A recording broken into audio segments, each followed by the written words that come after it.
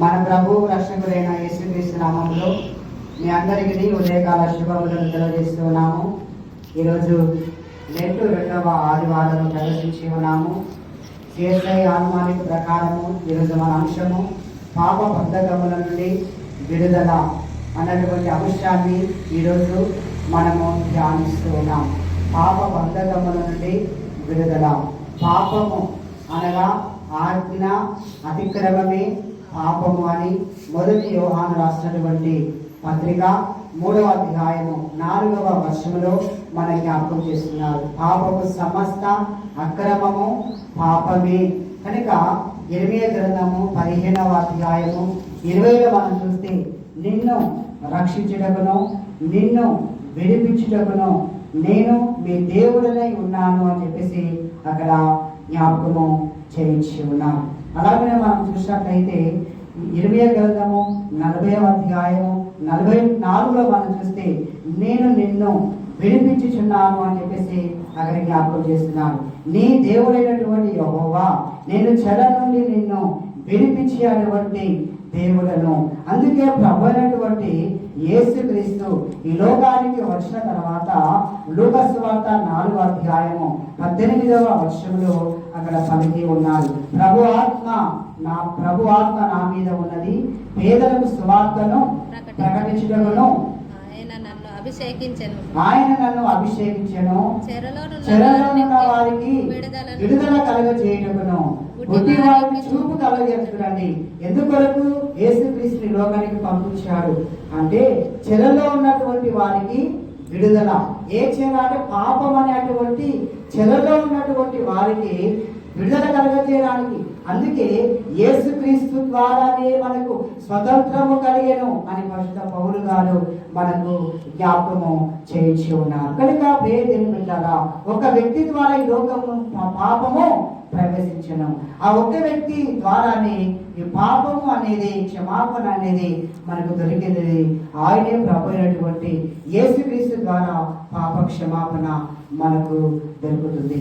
ఒక వ్యక్తి ఆదాము ద్వారా ఈ లోకములో పాపము ప్రవేశించను. కనుక ప్రేమైనటువంటి దేవుని బిడ్డలారా, పాప బంధకముల నుండి విడుదల ఎవరు? ప్రభు అయినటువంటి యేసుక్రీస్తు విడుదలిస్తూ ఉన్నారు. ఎందుకంటే ప్రతి మానవుడు పాపం చేస్తూ ఉన్నాడు. మాట ద్వారా, చూపు ద్వారా, క్రియ ద్వారా, తలంపుల ద్వారా నానా విధాలుగా మానవులమైనటువంటి మనము పాపములను మనం చేయించి ఉన్నాం. కాబట్టి పాపములోనే మనం మరణించకుండా మనల్ని విడిపించడానికి, మనల్ని రక్షించడానికి ప్రభు అయినటువంటి యేసుక్రీస్తు ఉన్నాడు. అయితే ఎవరైతే ఆ యేసుక్రీస్తు యొద్దకు వస్తారో, ఎవరైతే యేసుక్రీస్తును నమ్ముకుంటారో, ఎవరైతే విశ్వాసం ఉంచుతారో వారి యొక్క పాపముల నుండి ప్రభువు వారిని విడిపిస్తాడు. అందుకే చదువుకున్నటువంటి మొదటి బైబిల్ పాఠాన్ని మనం చూస్తే సమూయేలు 2వ గ్రంథము 12వ అధ్యాయంలో మనం అక్కడ చూస్తూ ఉన్నాం. అక్కడ నాతాను ప్రవక్త దావీదు యొద్దకు పంపబడ్డాడు. ఎందుకు అంటే దావీదు పాపం చేసి ఉన్నాడు. ఆయన అంతకు ముందు ఒక పాపం చేసి ఉన్నాడు. ఏ పాపము అంటే ఊరియా అనేటువంటి భార్యతో అక్రమ సంబంధం పాపము చేసి ఉన్నాడు. పాపము చేసి కప్పిపుచ్చుకొని ఏమి ఎరగనట్టుగా ఇంటి దగ్గర ఆయన ఉండి తాను ఏమి పాపం చేయనట్టుగా తాను జీవిస్తున్నటువంటి తరుణములో నాతాను ప్రవక్త ఆ దేవుని చేత ప్రేరేపితుడై దేవుడే పంపించినాడు నాతాను ప్రవక్తను దావీదు రాజు దగ్గరికి వెళ్ళి అనేక మార్లు నాతాను ప్రవక్త దావీదు రాజుకు చెప్పిందట. ఒకసారి చెప్తే ఆయన మారుమనసు పొందలే, ఒకసారి చెప్తే క్షమాపణ పొందుకోలే, ఒకసారి చెప్తే ఆ దావీదు పాపం ఒప్పుకోలే. ఎన్నిసార్లు అట అంటే 9 నెలలు నాతాను ప్రవక్త దావీదు యొద్దకు వెళ్ళి తన పాపాన్ని గురించి జ్ఞాపకం చేసిందట. 9 నెలలు అంటే 9 నెలల నవమాసాలకు గుర్తుగా ఉన్నది.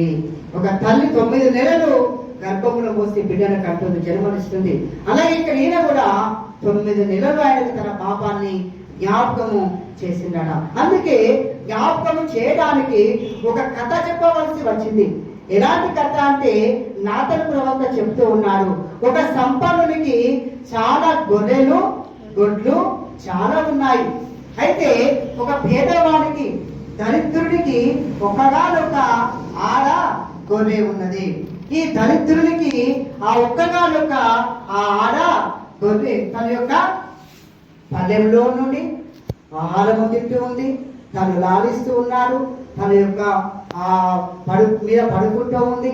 చాలా ప్రేమగా అల్లారు ముద్దుగా ఆ యొక్క ఒక్కగానొక్క గొర్రెను చూసుకుంటూ ఉన్నాడు. చాలా చూసుకున్న సమయంలో ఒకరోజు ధనవంతుని ఇంటికి అతిథి వచ్చాడు. బంధువు వచ్చిండు. బంధువు వస్తే ఈ యొక్క ధనవంతుడు ఏం చేశాడు? ఇంటికి వచ్చిన బంధువుకి ఆహారం, మంచి భోజనం పెట్టడానికి ఏం చేశాడు అంటే, ఈ పేదవాని యొక్క ఒక్కగానొక్క గొర్రె తీసుకొని వెళ్ళి వధించి వండి తన ఇంటికి వచ్చిన అతిథికి భోజనం పెట్టినాడు. అలా వివరించి చెప్పినప్పుడు, అలా ఎవరు చేశారు, అలా చేసిన వానికి ఏం చేయాలి అని నాతాను ప్రవక్త దావీదును అడిగినప్పుడు, దావీదు రాజు ఒక రాజుగా ఉండి ఏమి చెప్తున్నారంటే, అతనికి 4 గొర్రెలు ఇవ్వాల్సిందే. ఒక్క గొర్రెకు బదులు ఎన్ని ఇవ్వాలన్నాడు? 4 గొర్రెలు ఇవ్వాల్సిందే అని చెప్పేసి చెప్పిండు. తర్వాత చూడండి ప్రేమ జరుగుతారా, మరి వాళ్ళు ఎవరు అంటే, ఆ దుష్టుడవు నీవే అని నాతాను ప్రవక్త దావీదుతో చెప్పినట్లుగా మనం అక్కడ చూస్తున్నాం. ఆ దుష్టుడు అంటే దాని యొక్క అర్థం ఏమిటి? దావీదుకు భార్య ఇంకా పనికత్తలు ఉండగా ఇంకా కావాలంటే వేరే వాళ్ళు చేసుకున్నాడు. ఒకవేళ ఇంతమంది తన దగ్గర రాజ్య భవనంలో భార్యలు పనికత్తలు ఉండగా ఈ యొక్క దావీదు ఊరియా తన ఒకగానొక భార్యను అలారు ముద్దుగా పెంచుకుంటున్నాడు, ప్రేమగా చూసుకుంటున్నాడు. అలాంటి ఒక్కగానొక భార్యను దావీదు కన్నేసి చెరిపి క్షయించి పాపము చేసి ఉన్నాడు. చూడండి, దీని కొరకే ఈ కనువిప్పు కలగడానికి నాతాను ప్రవక్త యొక్క దావీదు కథను వివరించి చెప్పాల్సి వచ్చింది. కాబట్టి నీవు ఈ పాపము చేశావు, నువ్వు ఈ పాపము రహస్యంగా చేశావు కాబట్టి ఇదిగో నీ యొక్క భార్యను ఇశ్రాయేలు ప్రజలందరి ఎదుట వేరే ఒకడు చెరుపుతాడు, వేరే ఒకడు పాపం చేస్తాడు అని చెప్పాడు. తర్వాత నీ కుటుంబానికి ఎప్పుడు యుద్ధం జరుగుతుంది, నీవు యుద్ధాల్లోనే నీవు ఉంటావు, గొడవలోనే నీవు ఉంటావు, సమాధానం ఉండదు, శాంతి ఉండదు. అందుకే సౌలు కూడా దావీదును ఎన్ని సంవత్సరాలు 10 సంవత్సరాలు తరిమేసిందట. ఇద్దరికి వైరం, ఇద్దరికి కూడా సౌలుకు దావీదుకు పడకుండా 10 years 10 సంవత్సరాలు తగాదాలలో వారు ఉండి ఉన్నారు. కనుక శిక్ష దావీదు ఎప్పుడైతే పాపం చేశాడో పాపానికి శిక్ష తప్పనిసరిగా అనుభవించాడు. తన చావు తప్పించుకున్నాడు పాపం ఒప్పుకున్నందుకు. కానీ బిడ్డ చనిపోయాడు ఒకటి, రెండవది యుద్ధాలు జరిగాయి. తర్వాత తన కుటుంబంలోని వారే ఆయనకు విరోధులుగా అయిపోయారు. ఇన్ని పాపం జరిగిన తర్వాత శిక్ష అనుభవించాడు. శిక్ష అనుభవించిన తర్వాత ఎప్పుడైతే దావీదు తన పాపమును ఒప్పుకున్నాడో, శిక్ష అనుభవించిన తర్వాత క్షమాపణ దేవుని యొద్ద నుండి మనకు లభించింది. ఈ లోకంలో ప్రతి మానవుడు పాపం చేస్తూ ఉన్నాడు. కానీ దొరికినోడు దొంగ, దొరకనోడు దొరలాగా తిరుగుతూ ఉన్నారు. కానీ ప్రతి మానవుడు పాపం చేస్తూ ఉన్నాడు. ఈ యొక్క పాపము అనేక విధాలుగా చేస్తూ ఉన్నాడు ప్రియమైనటువంటి దేవుని బిడ్డలారా. అందుకే ఇక్కడ పాపానికి శిక్ష మనకు తప్పనిసరిగా ఉంటుంది. ఈ లోకంలోనే ఉంటుంది, ఎక్కడో కాదు. ఈ లోకంలోనే శిక్ష ఉంటుంది. శిక్ష తర్వాతనే మళ్ళీ మనము పశ్చాత్తాప పడితే, దేవుని చెంతకు వస్తే ఆ క్షమాపణ కూడా మనకు దొరుకుతుంది. మనం పశ్చాత్తాప పడకపోతే, దేవుని చెంతకు రాకపోతే ఆ శిక్షలోనే మనం చనిపోతాం. అందుకే దావీదు తర్వాత పశ్చాత్తాప పడ్డాడు. తిరిగి దేవుడి సన్నిధికి వచ్చి 32వ కీర్తనలో పశ్చాత్తాప పడ్డాడు.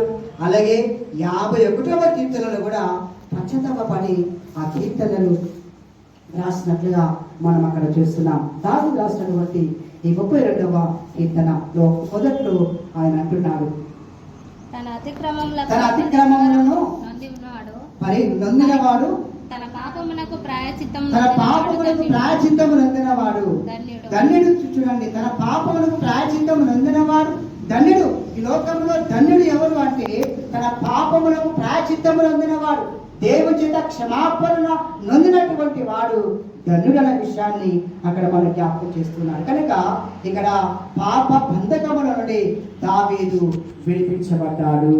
ఇక సువార్త పాఠం మనం చూస్తున్నాం. మార్కు సువార్తలో అక్కడ పక్షవాత రోగంతో బాధపడుతున్నటువంటి వ్యక్తి పాప బంధకములో ఉన్నాడు. యేసు కపెర్నహూములోనికి ప్రవేశించిన తర్వాత ఆ యొక్క ఇంటిలో ఉన్నాడని తెలుసుకున్నారు. ఆ ఇంటిలో చాలా మంది జనసమూహం ఉన్నారు. ఇంట్లో ఉన్నారు, బయట ఉన్నారు. అయితే పక్షవాత రోగిని ఒక నలుగురు తీసుకొని ప్రభు దగ్గరికి వస్తూ ఉన్నారు. రోగి చూడండి, ఎవరైనా అనారోగ్యం చేస్తే నిలబడలేడు, కూర్చోలేడు, నడవలేడు, తినలేడు, తనకు తాను ఏ పని కూడా చేసుకోలేడు. ఒక రోగి ఉన్నాడు అంటే ఇతరుల మీద ఆధారపడాల్సిందే. ఈ రోగి మంచంలో పడి ఉన్నాడు పక్షవాత రోగం చేత. ఇతన్ని నలుగురు మంచాల వేసుకొని తీసుకొని వచ్చారు. ప్రభు యొద్దకు తీసుకొని వస్తే చాలా మంది ప్రజలు ఉన్నారు.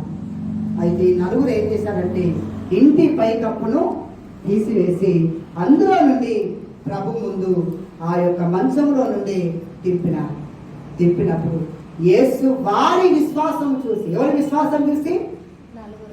ఆ నలుగురి యొక్క విశ్వాసం చూస్తాడు. ఆయనకు విశ్వాసం ఆయన చూడలేదు, నలుగురి విశ్వాసం. అంటే ఎన్ని ఆటంకాలు వీళ్ళు అధిగమించారు చూడండి. వాళ్ళు రోగులు తీసుకొని రావడం కష్టము కాబట్టి మంచాల పడుకోబెట్టారు. మంచాల తీసుకొని వచ్చారు. ఎంతో రిస్క్ తీసుకున్నారు. తర్వాత జనసము ఇంట్లో ఉన్నారు, బయట ఉన్నారు. అలా కూడా ఇంటి కైపు కూడా విప్పారు. అంటే ఇంటి యజమానుడు ఏమంటారో ఆలోచన చేయలేదు వాళ్ళు. ఆటంకం ఉంది కదా, ఇక వద్దుపా అని చెప్పేసి తిరిగి ఇంటికి వెళ్ళిపోలే వాళ్ళు. అవన్నిటిని అధిగమించారు కనుక వారి విశ్వాసం చూసి ఇక్కడ ఈ నలుగురు ఎవరికి సాదృశ్యంగా ఉన్నారు అంటే సంఘ పెద్దలకు సాదృశ్యముగా ఉన్నారు. నలుగురు సంఘ పెద్దలు. అందుకే యాకోబు రాసిన పత్రిక 5వ అధ్యాయము 14 మనం చూసి అక్కడ అంటున్నాడు, మీలో ఎవడైనా రోగి అయి ఉన్నాడా, అయితే అతడు సంఘ పెద్దలను పిలువవలెను. ప్రభు నామమున అతనికి నూనె రాచి ప్రార్థించినప్పుడు అతనికి స్వస్థత కలుగును, అతని పాపములు క్షమించబడును అని చెప్పేసి అక్కడ రాయబడి ఉంది. ప్రియమైనటువంటి దేవుని యొక్క బిడ్డలారా, కనుక సంఘ పెద్దలు ఏం చేయాలి, ఎలా ఉండాలి అంటే రోగుల చెంతకు వెళ్ళి ప్రార్థించే వారిగా ఉండాలి. రోగులను మందిరానికి తీసుకొని వచ్చే సంఘ పెద్దలుగా ఉండాలి. అవసరమైతే అయ్యగారిని ఆ రోగి యొద్దకు తీసుకొని వెళ్ళి ప్రార్థించే అటువంటి సంఘ పెద్దలుగా ఉండాలి. రోగులు స్వస్థత పొందే అటువంటి దానికి సహకరించే అటువంటి సంఘ పెద్దలుగా ఉండాలి. ఆ నలుగురు కూడా స్వస్థత పొందడానికి సహకరిస్తూ ఉన్నారు, సహాయం చేస్తూ ఉన్నారు, హెల్ప్ చేస్తూ ఉన్నారు. అక్కడ యేసు వారి విశ్వాసము చూసి, కుమారా నీ పాపములు క్షమించబడి ఉన్నవి అంటూ ఉన్నాడు. కుమారా అని పిలుస్తూ ఉన్నాడు అతన్ని. నీ పాపాలు క్షమించబడ్డాయి. అక్కడ ఉన్నటువంటి శాస్త్రులు, అరే ఇతర వారు పాపాలు క్షమించడానికి ఇతనికి ఏ అధికారం వచ్చింది అని చెప్పేసి శాస్త్రులు సలుపుచున్నారు. అవును, ప్రభు అన్నాడు, ఈ లోకంలో మనుష్య కుమారునికి పాపములు క్షమించే అధికారము యేసుక్రీస్తుకు పాపాలు క్షమించే అధికారం కలదు. ప్రేమైనటువంటి దేవుని బిడ్డలారా, అందుకొరకే ఇదిగో నాకు ఈ అధికారం కలదు కనుక ఈ పక్షవాత రోగితో నీ పడకనెత్తుకొని వెలుగు అనగానే తక్షణమే వాడు తన పడకనెత్తుకొని లేచి నడవసాగెను. హల్లెలూయా, హల్లెలూయా, హల్లెలూయా. స్వస్థత పొందుకున్నాడు. అక్కడ ఉన్నటువంటి ప్రజలందరూ కూడా అది చూసి విభ్రాంతి చెందారు.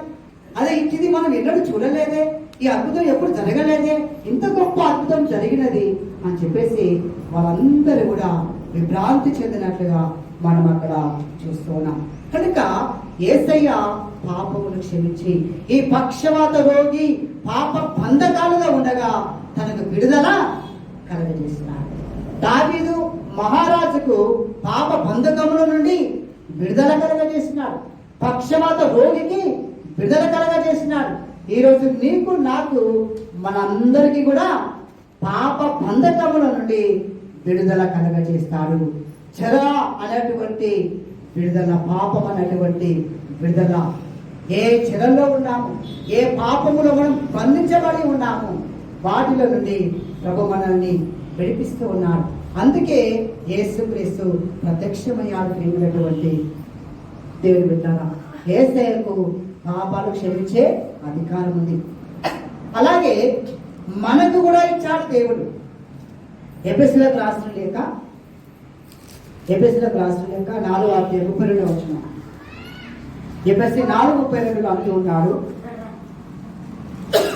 ఎఫెసీ 4:32 ఒకరి ఎడల ఒకడు దయ కలిగి కరుణా హృదయుడై క్రీస్తునందు దేవుడు క్షమించిన ప్రకారము మీరును ఒకరినొకరు క్షమించుడి అంటున్నాడు. చూడండి, యేసు పాప క్షమాపణ కలగజేసినాడు. ఇప్పుడు ఏమంటున్నాడంటే క్రీస్తు కరుణామయుడు, ఆయన దయగల దేవుడు. కాబట్టి క్రీస్తు మీ పాపములు క్షమించిన ప్రకారము మీరు కూడా ఒకరి పాపాలు ఒకరు క్షమించుకోనండి అంటున్నాడు. క్రీస్తు పాపాలు క్షమించారు. ఇప్పుడు మనం ఏం చేయాలి? మన పాపాలు, ఒకరి పాపాలు ఒకరు క్షమించుకోవాలి. మనం తప్పు చేసినప్పుడు సారీ, నన్ను క్షమించు అని మనము చెప్పుకోగలగాలి. నేను అసలు వాడిని క్షమించా, వాటితో మాట్లాడా అని పగ, దేశం, కక్షను కలిగి మనము ఉండకూడదు. క్రీస్తు మన పాపాలను క్షమించి విడుదలిచ్చాడు. అదే రీతిగా మనము ఒకరి ఎడల ఒకరి పాపములను క్షమించుకొని మన పాప భారముల నుండి ఇప్పుడు మనం విడుదల పొందుకోవాలి. విడుదల పొందుకోవాలంటే మనం క్షమించుకోవాలి. ఎందుకంటే మనము ప్రభువు నేర్పిన ప్రార్థనలు మనం చెప్తాం, మేము మా యొక్క ఇతరుల పాపాలు క్షమించినట్టు మీరు మా పాపాలు క్షమించమంటాం. కాబట్టి ఇతర పాపాలు మనము క్షమించాలి. అప్పుడే చూడండి, మనము విడుదల కూడా మనము పొందుతాం. ఎందుకంటే క్షమాపణ పొందుకోకపోతే మన యొక్క బాడీలో దాని బరువు అనేది ఉంటుంది. అదే క్షమించినప్పుడు మన రిలీఫ్ అనేది మనకు దొరుకుతుంది. కనుక ఈరోజు ప్రభు మనకు అలాంటి రిలీఫ్ మనకి ఇస్తూ ఉన్నాడు. తన రక్తములో నుండి, సిలువలో నుండి యేసు ప్రభువు మానవుల సకల మానవాళి యొక్క పాపముల బంధకాల నుండి ప్రభువు విడుదల కలగజేస్తున్నాడు. కనుక అట్టి విడుదల పొందుకొని రక్షణలో జీవించే కృప దేవుడు మనందరికీ దయచేయుగాక. ఆమేన్.